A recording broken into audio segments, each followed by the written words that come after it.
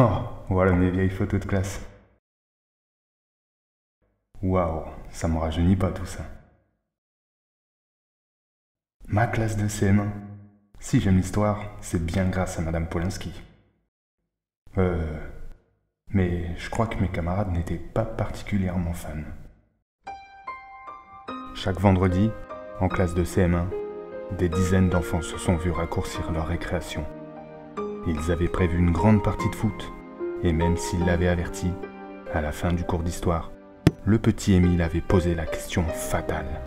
Cette question juste avant la sonnerie, celle qui allait compromettre la durée de leur partie.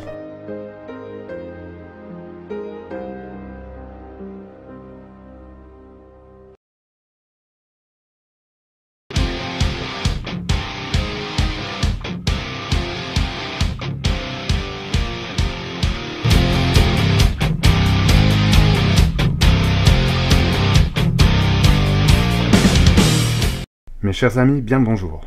J'ai le plaisir de vous retrouver pour cette deuxième partie de vidéo dans laquelle nous abordons 10 faits historiques connus sur le Forez. Avant de reprendre là où je m'étais arrêté la dernière fois, je voulais tous vous remercier pour les excellents retours que vous m'avez faits. Face à tant d'enthousiasme, j'espère que cette seconde partie vous plaira autant. À vous tous, merci. En plus du château, la peinture nous montre un autre édifice important pour notre ville, l'église. Peinte au début du XVIIe, la toile nous montre l'église qui existait alors, bien différente de celle que nous connaissons aujourd'hui. Cette petite église a été construite lorsque le Forez comptait à peine 290 âmes. Nous ignorons la date précise, mais ce fut certainement en même temps que la construction du deuxième château.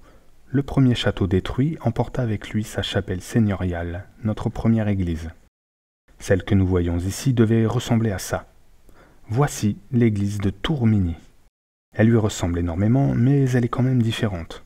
Arrangeons-la pour la faire correspondre avec la nôtre. Sur la peinture, nous pouvons en déduire que l'église possède 4 chapelles entre le chœur et la tour, soit 2 de chaque côté. Donc, ça ressemble plutôt à ceci. Ici, le clocher est déposé sur la toiture de l'église. La nôtre possédait une tour complète. Grossièrement, voilà à quoi pouvait bien ressembler notre ancienne église. On ne connaît plus grand-chose sur elle. Les plus anciens registres de la ville nous apprennent toutefois les noms de 2 chapelles. La chapelle de Notre-Dame du Saint-Rosaire et la chapelle de la Sainte Vierge. Nous savons aussi que l'église était, comme aujourd'hui, dédiée à Saint-Nicolas. On sait également qu'un monument funèbre se trouvait près de l'autel. En marbre blanc, il représentait un de nos seigneurs et sa femme. Ils étaient encadrés par une inscription déjà effacée et illisible en 1750. Cette église était située à quelques mètres de notre église actuelle. En 1974, ses fondations furent retrouvées lorsqu'on fit des travaux sur la place. 1763. C'est l'année durant laquelle le paysage de notre commune fut transformé. La construction de notre église actuelle commence. Je ne m'étalerai pas sur celle-ci. Comme pour le château, l'église possédera une vidéo à part entière. Il y a tellement de choses à raconter sur elle et son histoire que ce ne serait pas lui rendre hommage en les abrégeant ici. 1763, cela classe l'église parmi les plus vieux édifices de notre ville encore debout. D'ailleurs, est-ce le plus vieux? Cette chapelle, nous la connaissons tous. Ceux qui ont l'habitude de traverser la rue Marceau passent toujours devant elle. Quand a-t-elle été construite et dans quel but? À la Renaissance, avant d'exécuter les criminels condamnés à la peine de mort, on doit leur offrir le sacrement de confession et les faire assister d'un prêtre jusqu'au lieu du supplice. Il fut donc nécessaire de faire construire une chapelle non loin du lieu d'exécution. Ainsi, une fois confessé, il ne restait plus que quelques pas à faire au condamné pour rejoindre son bourreau. Revenons à l'histoire de nos seigneurs. Nous savons que Louis-François de la Trémerie obtient la haute justice alors fraîchement devenu marquis en 1667. Contrairement à ses prédécesseurs, qui devaient envoyer les habitants se faire juger à Lens, lui pouvait directement faire les jugements de vie ou de mort à Le Forez. Et ce fut le seul qui eut le droit de le faire. On peut donc estimer la construction de cette chapelle proche de 1667. Elle portera le nom éloquent de « Chapelle de Jésus flagellé ». Des armoiries figurent sur la façade. Nous ne retrouvons pas les armoiries de la Trémerie avec ses merlettes. Voilà ce que nous pouvons voir. Nous retrouvons le blason de la famille de Croix, Pour rappel, Anne-Marie de Croix fut la petite-fille et héritière de Louis-François de la Trémery. Elle épousa Jean-François de Bette. L'autre blason est celui de sa famille. À la mort de son grand-père, Anne-Marie hérita de Le Forêt, mais pas de la haute justice. Les habitants du village ayant une très grande dévotion à la religion catholique, il aurait été mal vu de la faire détruire. C'est au cours d'une restauration qu'elle fera remplacer les armoiries qui y étaient précédemment pour y mettre les siennes. N'étant plus le dernier refuge des condamnés, il aura sans doute servi à de nombreuses processions. Cette chapelle est le plus vieux monument de Le Forêt. Mais un autre édifice beaucoup plus modeste, dont la date de construction n'est pas certaine, pourrait rivaliser avec lui. Vous reconnaissez sans doute cette maison au bout de la rue Jean Jaurès, qui donne accès à la rue Florent-Évrard. Sur les plus anciens plans cadastraux que nous possédons, elle est déjà présente en 1826, alors que le reste de la rue ne ressemble pas encore à ce que nous connaissons. Si on prend du recul, on peut s'apercevoir que le reste des habitations qui se trouvent dans la rue Florent-Évrard n'existe pas encore. Ce terme parlera sans doute mieux aux plus anciens d'entre vous. À l'époque, quand nous évoquions cette portion de la Grande Rue, devenue rue Jean Jaurès, on parlait de Jdébou. C'est un vieux mot patois qu'on utilisait quand on voulait évoquer le bout du village. L'actuelle ferme Nagrand l'utilise d'ailleurs dans sa dénomination, la ferme de Jdébou. Sur d'anciennes photos aériennes, on peut d'ailleurs remarquer que cette maison est à la limite de la ville. Bien que la cité du Plantier est déjà présente sur cette photo, cette dernière et la cité de l'Éden ne seront construites que bien plus tard dans l'histoire de Le Forêt. Après avoir contacté l'occupant de cette maison, il m'a expliqué que la construction est estimée aux alentours de 1700, peut-être un peu plus vieux. Alors, cette maison est-elle plus vieille que la chapelle ? À vous de juger. Quoi qu'il en soit, l'extension de la ville a permis la construction d'autres demeures, à l'instar de celle-ci, avec une architecture qui lui est propre. Quand j'étais enfant, elle m'a toujours fait flipper. L'histoire avec un grand H n'est pas toujours écrite par les chevaliers. En préparant cette vidéo, je suis tombé sur l'histoire d'Amand Miquet, un simple cultivateur. Si vous êtes un ancien lecteur de Le Forêt Mémoire, vous le connaissez déjà sans doute comme étant celui dont on a fêté en grande pompe le centenaire en 1858. Comme l'atteste d'ailleurs cette plaque posée en 1906 à l'intérieur de l'église. Au départ, c'était de cette fête dont je voulais vous parler ici. Mais elle est assez difficile à illustrer. Aucune image de cette fête, ni même d'Amand lui-même, n'existe, bien malheureusement. Mais pourquoi faire une telle fête pour un homme fêtant ses 100 ans ? La foule considérable venue assister au défilé et au banquet de ce jour-là n'était pas uniquement le Forestoise. Certains venaient de bien plus loin. Qu'avait bien pu faire Amand Miquet pour recevoir une telle reconnaissance ? Né en l'an 1758, Amand a tout juste 20 ans quand éclate la Révolution française. Il est cultivateur aux forêts. Depuis 1790, des curés constitutionnels avaient été installés dans la paroisse. Ces derniers ne dépendent plus du pape, mais étaient employés par l'État. Il fut rejeté par les citoyens les plus catholiques, jugés d'apostats. Malheureusement pour eux, Le Forêt s'est particulièrement distingué dans la défense de sa foi. Et la résistance de ses habitants devait amener des représailles de la part des révolutionnaires. Après la démission du dernier curé lassé devant l'hostilité et l'indifférence de ses paroissiens, Nicolas Peunier arriva pour le remplacer. Se présentant à la mairie, il dut insister auprès du maire pour avoir accès au presbytère, après que ce dernier lui ait demandé d'aller voir ailleurs. Le maire, embarrassé, voulut sans doute lui éviter la scène qui suivit. Sur le chemin, M. Peunier reçut de la boue et des pierres sur la tête, tels des flocons de neige. Il fut maltraité et insulté de voleur et de scélérat. Arrivé au presbytère, il crut se trouver à l'abri des outrages. Mais ça, c'était sans compter sur les habitants du village, qui se précipitèrent sur lui après avoir enfoncé la porte. Le malheureux fut chassé de Le Forêt, toujours à coups de pierre, jusqu'à Évin. La paroisse ne fut pas totalement délaissée. De temps à autre, elle recevait la visite d'un prêtre réfractaire resté au péril de leur vie sur le territoire de la République. Plusieurs messes eurent lieu en cachette, de nuit, dans une grange de la rue Victor Hugo. Mais qu'en est-il d'Amand dans cette histoire ? Afin de calmer le village et de punir les derniers événements, John Lebon, maire d'Arras et administrateur de l'Artois, envoya son commissaire à Le Forêt en août 1792. Son rôle ? Dresser une liste des fauteurs de troubles pour les envoyer à la guillotine. Il n'y eut aucun mal à établir cette liste. Beaucoup d'habitants du Forêt étaient connus comme étant des fervents royalistes. Devant réaliser le même travail dans une autre ville, le commissaire chargea Amand Miquet, qui ne savait pas lire, d'envoyer la liste à Joseph Lebon. Amand se mit directement en route. Mais sans doute pour étancher sa soif, il s'arrêta dans une auberge. L'aubergiste, certainement trop curieux, lui demanda le but de son voyage. Amand lui montre alors la liste en expliquant devoir la transmettre à Joseph Lebon. Connaissant la réputation de Joseph, l'aubergiste demanda à lire le document. Il montra à Amand que sans le vouloir, il aurait fait tuer 70 personnes du village. Convenant tous les deux de jeter la lettre au feu, Amand retourna aux forêts en transmettant au commissaire les compliments de Joseph Lebon pour un si bon travail et qu'il aurait sans doute bientôt de ses nouvelles.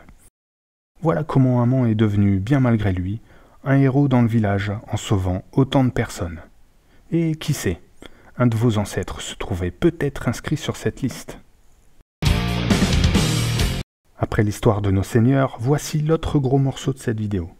Mais je ne peux pas vous raconter l'histoire de Leforest sans vous parler de la mine. Pendant près de 150 ans, elle changera notre paysage et notre identité autrefois beaucoup plus agricole. La présence de charbon dans les sous-sols de Leforest est détectée lors d'un sondage effectué en 1847 par la Compagnie des mines de l'Escarpelle. Ce n'est qu'en 1851 que la décision d'extraire le charbon est prise. Le puits sera installé au plus près de la voie ferrée pour faciliter l'acheminement du charbon extrait. L'exploitation de la fosse 2, qui se situe derrière la gare, débute 2 ans plus tard. Sur la façade, on pouvait distinguer l'année de sa construction. À Leforest, dès 1853, la descente et la remontée des mineurs est assurée par une machine d'extraction à vapeur. Le charbon est transporté dans des chariots en bois roulant sur voie ferrée et manœuvrés par les plus jeunes, ayant entre 13 et 18 ans. On les appelle herscheurs ou galibots. En 1855, on cède de la traction animale en faisant descendre 2 ânes et un cheval 1 an plus tard. Il est difficile de s'imaginer la pénibilité du métier de mineur à cette époque. L'ouvrier est muni d'une simple pioche et d'une lampe à pétrole et risque à tout moment un coup de grisou. Le travail journalier est de 9 heures pour un salaire allant de 2,50 francs à 3,50 francs par jour. Les galibots, plus jeunes, travaillaient quant à eux 12 heures pour ne gagner qu'1,25 franc. Faisons une comparaison. Le prix du pain était alors de 25 centimes le kilo. En 1856, la population de Leforest compte 1121 habitants. Aucun mineur n'est de Leforest. L'agriculture tient toujours une très bonne place. La main-d'œuvre minière vient des villes environnantes. La population va se développer avec la construction de nouveaux logements par la Compagnie des mines. Afin de loger ses employés peu nombreux, la compagnie décide de construire une cité de logements appelée Coron. Toutes les maisons se ressemblent. Celle-ci prend forme rue Lazare-Carnot et comptera jusqu'à 36 maisons. Vous ne reconnaissez pas l'endroit ? On l'appellera les Vieux Corons dans les années 80, jusqu'à ce que la résidence Carnot ne le remplace. Dès 1884, la Compagnie des mines de l'Escarpelle, en pleine expansion, décide de creuser un second trou pour servir d'aérage à la fosse 2. Ce nouveau puits s'appellera fosse 6 et il remplacera l'ancienne fosse 2 où l'extraction cesse. En 1893, après être descendu à 346 mètres et avoir extrait 1 841 042 tonnes de charbon, l'ensemble du personnel est muté à la fosse 6, près de l'actuel plan d'eau. Entre-temps, un raccordement ferroviaire a été réalisé. En 1911, la population a doublé pour atteindre 2457 habitants, avec désormais 411 mineurs leforestois. Les mines de l'Escarpelle feront construire des logements supplémentaires, la cité du Sapin Vert. Le mercredi 7 octobre 1914, l'armée allemande entre dans Leforest. Pendant les 4 années d'occupation, la fosse 6 est remise en activité au profit des Allemands avec les mineurs de plus de 48 ans et non mobilisables. Les jeunes de moins de 18 ans les accompagneront. Durant ces 4 années, les fosses n'ont subi aucun dégât. Mais avant leur retraite en 1918, les Allemands ne laisseront que des ruines en dynamitant toutes les installations. La fosse 2, la fosse 6 et même la gare seront détruites. Tout s'est arrêté le temps de reconstruire. En 1920, après 2 ans d'efforts, la gare fut reconstruite. Pour ceux qui ne l'ont pas remarqué tout à l'heure, notre gare a changé après la guerre. Elles sont cependant très similaires. Et quand nous regardons cette gare photographiée en 1920, on aurait presque du mal à croire que 100 ans nous séparent. Le raccordement ferroviaire comme neuf, on restaure la fosse 2 en simple puits d'aération ainsi que la fosse 6. En 1921, Seulement 167 mineurs leforestois ont repris l'activité. Précisons que 56 mineurs sont morts pour la France. Leur nom figure sur le monument aux morts. Après la reconstruction, la Compagnie des mines continue sur sa lancée. Elle lance le forage d'un troisième puits dès 1924. Face à cela, elle se trouve confrontée à un manque d'ouvriers qualifiés. Pour reprendre correctement l'extraction, elle se tourna vers de la main-d'œuvre étrangère, principalement venue de Pologne. Une nouvelle fois, la compagnie construira de nouveaux logements. La cité du Calvaire et la cité du Bois sortiront de terre. En 1926, le nouveau puits, le numéro 10, est opérationnel. On prolonge le raccordement ferroviaire de la fosse 6 jusque-là. Avec l'arrivée des étrangers venus travailler dans nos mines, la population atteint 5013 habitants en 1931. 2191 habitants sont étrangers, soit 40% de la population. Cette arrivée massive de Polonais ne s'est pas faite sans mal. Venant pour la plupart d'Allemagne, ils sont assimilés à nos ex-ennemis de 14-18, et il n'est donc pas rare d'entendre des insultes à leur encontre. À la fosse, représentant une force considérable, les Polonais protestent contre les conditions de travail et les méthodes employées par la direction. Un groupe bien organisé se révolte en faisant grève dès mai 1934. Le 7 août 1934, une nouvelle grève s'organise à la fosse 10. Dès le lendemain, des arrêtés d'expulsion sont remis aux mineurs polonais grévistes. 84 Polonais sont obligés de quitter la France dans les 36 heures, et ils ne pourront emporter seulement que 20 kilos de bagages. En 1936, on cesse l'extraction de la fosse 6, après 4 533 337 tonnes de houille remontées de 406 mètres de profondeur. Pendant la nouvelle occupation allemande, la Compagnie des mines sera mise sous la tutelle des autorités allemandes très exigeantes. Trop exigeantes. Les mineurs de la région cessent alors le travail en mai 1941. Le motif de grève est autant matériel qu'anti-allemand. Cette grève est vite brisée par l'armée allemande qui, avec l'appui des sociétés houillères, dresse une liste des meneurs. Plus de la moitié seront déportés. Cela ne concerne aucun leforestois. L'autorité allemande fournit alors aux mineurs une carte de travail obligatoire, les obligeant à rester dans leur entreprise. En 1945, contrairement à 1918, les Allemands laisseront les installations intactes. Une nouvelle fois, le manque de main-d'œuvre conduit l'État français à affecter des prisonniers allemands à la production du charbon. Près de la fosse 6, un camp est donc érigé avec plus de 600 prisonniers. 204 travaillent à la fosse 10 en descendant par le puits numéro 6. L'année suivante, le patronat est totalement discrédité. On pense qu'il a poussé la production au profit d'Hitler et d'en avoir profité pour s'enrichir. Dans le Nord-Pas-de-Calais, la direction est suspendue pour trahison. Le temps est à la reconstruction et le développement industriel nécessite encore plus de charbon. Depuis peu communiste, l'État va lancer une véritable propagande pour pousser les mineurs à produire plus avec leur consentement. Le gouvernement décide de nationaliser les sociétés minières et créer les charbonnages de France et le statut du mineur. Avec ce statut, l'État entreprend de compenser la pénibilité et la dangerosité du métier par un certain nombre d'avantages sociaux et matériels. Les mineurs obtiendront entre autres un logement gratuit et un régime particulier d'assurance sociale. En octobre 1947, les prisonniers allemands rentrent chez eux. Certains resteront à Leforest pour continuer leur vie. Le camp est rasé. Cela accentue le manque de mineurs et la France est contrainte une nouvelle fois de faire appel à une main-d'œuvre étrangère. Cette fois-ci, elle sera principalement italienne, marocaine et algérienne. C'est dans ce contexte que l'État va lancer une campagne d'affichage sur le territoire ainsi qu'à l'étranger. Finalement, l'État devient aussi exigeant que les anciennes compagnies minières. De violentes grèves s'ensuivront, mais l'État ne lâchera rien. Jusqu'en 1964, la nationalisation permet surtout la mise en œuvre de plans de modernisation. Le nombre d'ouvriers baissera de 40%, mais le rendement augmentera lui de 50%. Pour Leforest, cette logique n'est pas respectée, puisque le nombre de mineurs à la fosse 10 reste en constante augmentation jusqu'en 1964. En 1952, ils obtiendront même le fanion de production. Après 1964, le nombre d'ouvriers et la production vont lentement et inexorablement diminuer. Remonter le charbon coûte trop cher et il faut désormais produire de l'énergie au meilleur coût. On sacrifie le charbon au profit du pétrole et du gaz. Un accident tragique viendra enfoncer le clou sur l'histoire de la mine à Leforest. Le 24 mars 1969, 5 mineurs empruntent sur une cage de bure pour rejoindre le fond. La cage s'écrase après une chute de près de 100 mètres. Les 4 premiers sont tués sur le coup. Le dernier, gravement blessé, décédera à l'hôpital.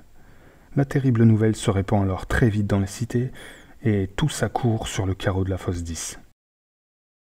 Avec l'accord des familles, des funérailles collectives vont être alors célébrées sur la place de Leforest le 27 mars 1969, où des milliers de personnes, venues des villes environnantes, se sont réunies pour rendre un dernier hommage aux 5 victimes.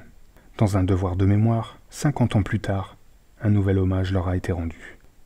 Ensuite, tout s'enchaîne très vite dans la chute de l'histoire minière à Leforest. Dès 1970, le puits numéro 2 est rebouché. En 1973, après être descendu à 416 mètres et avoir extrait 11 874 000 tonnes de charbon, la fosse 10 arrête l'extraction pour servir d'aérage. La fosse 6 sert aussi d'aérage de la fosse 9 de Rovarandin jusqu'en 1983, date à laquelle elle sera rebouchée. Son chevalet sera abattu l'année suivante, le 13 novembre. La fosse 10 ferme le même jour que la fosse 9, le 26 octobre 1990. En 1991, le puits est rebouché. Cette histoire se termine le 11 mars 1992. Le chevalet de la fosse 10, dernier chevalet encore debout à Leforest, est abattu à 15h50. Il n'y a plus beaucoup de traces de notre passé minier à Leforest. Nous pouvons monter le terri et admirer le panorama. Mais que reste-t-il? Ce que nous avons à transmettre. Nous avons, pour beaucoup d'entre nous, un grand-père qui fut mineur et qui nous a si souvent parlé de son métier. Pour moi, c'était le cas. Mon grand-père, André Delmer, est descendu au fond à l'âge de 14 ans. Et il l'a fait presque tous les jours jusqu'à sa retraite, bien méritée. Ce qu'il m'a transmis, c'est tout ce que j'aime vous raconter. Nous sommes de Leforest et il faut être fier. Partout où est-ce que l'on va, il faut le chanter et il faut le crier. Nous arrivons à la fin de cette vidéo. J'ai traité avec vous 9 points historiques. Pour le 10e, je vous avoue que je vais tricher un petit peu. Parlons géographie. Ce sujet sera bien moins laborieux que les précédents, mais je trouve que c'est une anecdote à connaître sur Leforest. Concernant le Nord-Pas-de-Calais, on parle souvent du plat pays, mais chez nous, ce n'est pas tout à fait vrai. Vous avez déjà entendu quelqu'un dire « j'ai descendu la côte de Montchaux » ? Il est vrai qu'en arrivant de Montchaux, plus on s'avance dans Leforest et plus on descend. Ainsi, vous ne vous trouverez pas à la même altitude à la gare qu'à la base du terri. Le relief de la ville se calcule en mètres au-dessus du niveau de la mer. Et à Leforest, on le dépasse à peine. Le point le plus bas de la ville est le château Blanche-Maison, à 19 mètres. Un peu plus loin, la gare et l'entrée des Vins sont tous les deux à une hauteur de 22 mètres. Les 2 rues donnant accès à Évin et Austricourt ne sont pas très loin l'une de l'autre. Pourtant, l'entrée d'Austricourt se situe à 26 mètres, soit 4 mètres plus haut. Par contre, si nous nous dirigeons vers le Planty en passant par l'église, nous monterons que très légèrement. Si nous décidons de faire une balade sur le terri, nous arriverons au point le plus haut de la ville. La base du terri se trouve à un niveau de 40 mètres au-dessus du niveau de la mer. Leforest est une ville étendue dans une pente. Les anciens aimaient dire que nous vivions dans une cuvette. Mais histoire de relativiser, quand nous quittons Leforest en passant par la fameuse côte de Montchaux, nous pouvons apercevoir au loin la ville de Mons-en-Pévèle, qui se situe, elle, à une hauteur de 107 mètres. Nous arrivons à la fin de cette vidéo spéciale pour les 20 ans de Leforest Mémoire. Si cela vous a plu, n'hésitez pas à me laisser un commentaire. J'ai parlé aujourd'hui de beaucoup de sujets. Les prochaines vidéos que je réaliserai à l'avenir ne traiteront plus que d'un seul sujet, mais dans lequel je rentrerai un peu plus dans les détails. Je pense vous faire prochainement une vidéo sur l'église et son histoire. Si vous avez une autre idée, n'hésitez pas à m'en parler. Je réfléchis à l'idée de relancer Leforest Mémoire en tant qu'association. Si vous souhaitez faire partie de cette aventure, je vous invite à vous rapprocher de moi en me laissant un message sur la page Facebook de Leforest Mémoire. Nous déciderons ensemble du devenir de l'association. Alors à très bientôt pour un nouveau numéro de Leforest Mémoire.